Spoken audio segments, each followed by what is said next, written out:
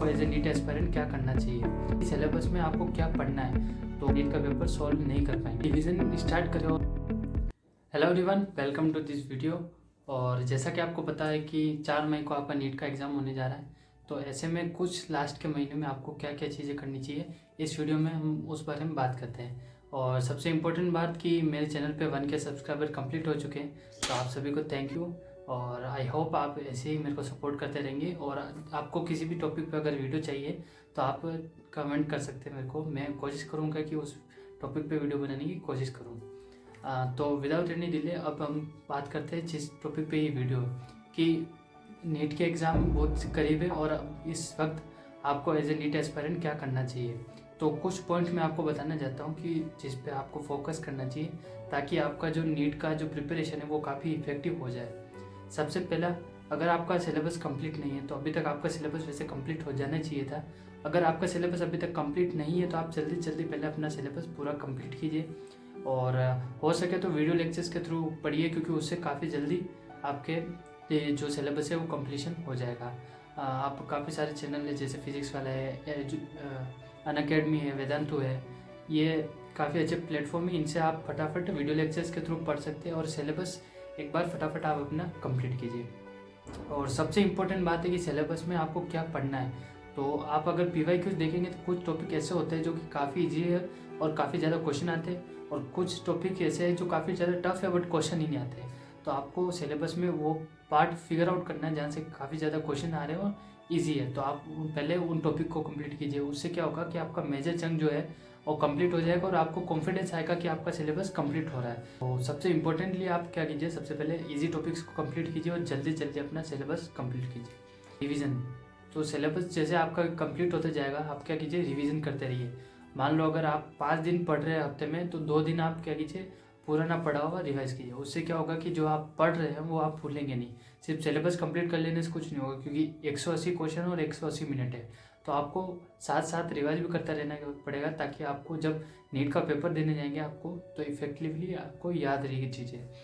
तो उसके लिए आप क्या कर सकते हैं कि 5 दिन आप जो पढ़ते हैं उनका मॉक टेस्ट या फिर PYQs उन टॉपिक्स के आप सैटरडे संडे को लगा सकते हैं। इससे क्या होगा कि आपकी स्पीड भी बढ़ेगी, आपकी क्वेश्चन सॉल्विंग की पावर भी बढ़ेगी और आपको पता चलेगा कि आप किस टॉपिक में किस जगह पे गलत हो रहे हैं। तो ये काफ़ी इंपॉर्टेंट और काफ़ी इफेक्टिव रहेगा आपके सिलेबस कंप्लीशन में।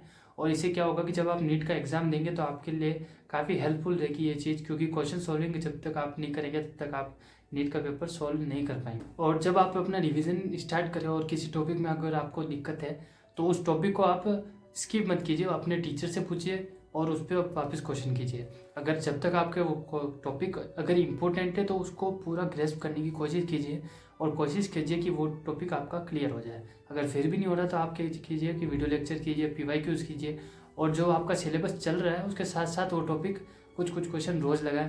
ताकि क्या होगा कि आपका सिलेबस भी कंप्लीट होता रहेगा और आपका जो टॉपिक आपके डिफिकल्ट लगते हैं आपको वो भी कंप्लीट होते जाएंगे। देखिए, जब आप एनालाइज करेंगे अपना सिलेबस तो आपको पता चलेगा कि आपके कुछ वीक एरियाज है, कुछ स्ट्रॉन्ग एरियाज है।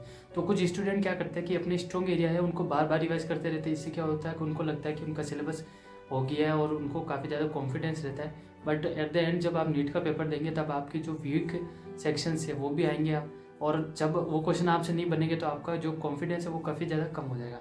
तो आप क्या कीजिए, वीक एरियाज़ पे भी उतना फोकस कीजिए और ज़्यादा एम्फेसाइज कीजिए अपने उन एरियाज़ पे जो क्वेश्चन आपसे बन ही नहीं पाते हैं या फिर जिनमें आपको बहुत ज़्यादा टाइम लग जाता है। तो इस पार्ट पे ज़्यादा एम्फेसाइज कीजिए और जो क्वेश्चन आपसे बन रहे हैं कम टाइम में उनको आप कम टाइम दीजिए। और जो क्वेश्चन आपके काफ़ी ज़्यादा, जो टॉपिक आपके काफ़ी ज़्यादा क्लियर है, जो आपसे ईजिली हो पाते हैं, उनको आप थोड़ा थोड़ा रिवाइज करते रहिए ताकि आपको ज़्यादा टाइम न लगे उन क्वेश्चन में और आप अपना टाइम दे सके उन क्वेश्चन में जो आपके नहीं बनते। 6 से 7 घंटे की नींद तो रोज लेना कंपलसरी है।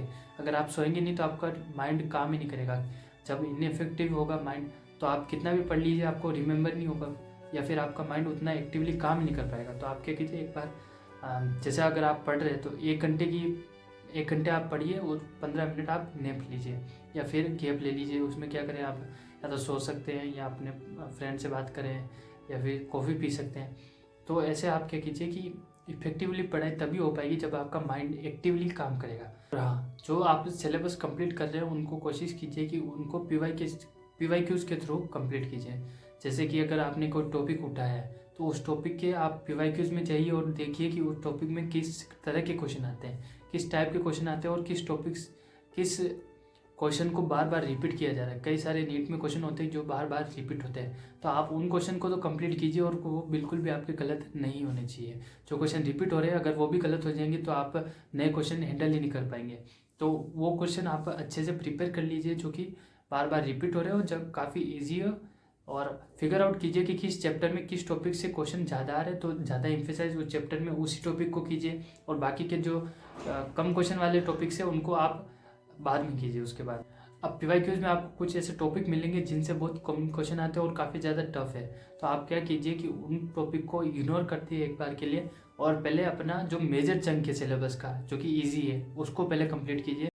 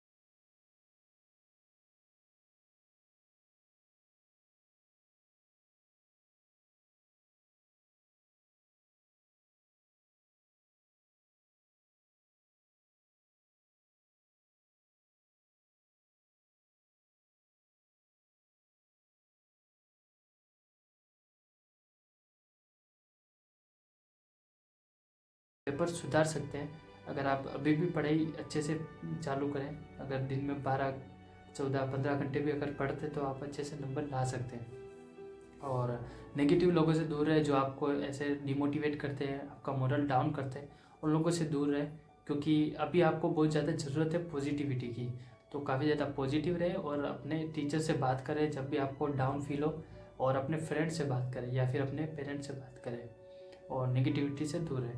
आई होप ये वीडियो आपके लिए हेल्पफुल रहा होगा। और अगर मैंने कोई टॉपिक कोई पॉइंट मिस कर दिया है तो आप मेरे को कमेंट में पूछ सकते हैं। मैं कोशिश करूँगा कि सारे कमेंट के रिप्लाई दे सकूँ। और अगर आपको फिर भी कोई दिक्कत है तो आप मेरे को DM कर सकते हैं। मेरे Instagram ID मैंने चैनल के बायो में दे रखी है। तो थैंक यू।